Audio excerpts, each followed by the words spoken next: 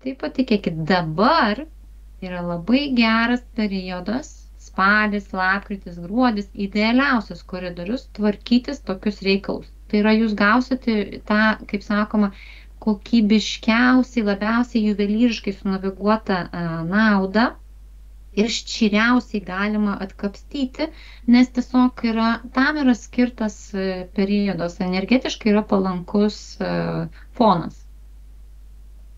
Tam, kas nori tvarkytis eidama į savo gyvenimą, susidėlioti tuos karminius kontraktus, viskam, kaip sakoma, yra eilė ir laikas. Tai dabar tas laikas yra tam tikrą prasme daugiausiai naudos ir pasipriešinimas, kuris natūraliai dalyvauja, jeigu tu brendi į kitokią srovę, ne, pereidinėji upę, jisai yra daug lengviau harmonizuojamas.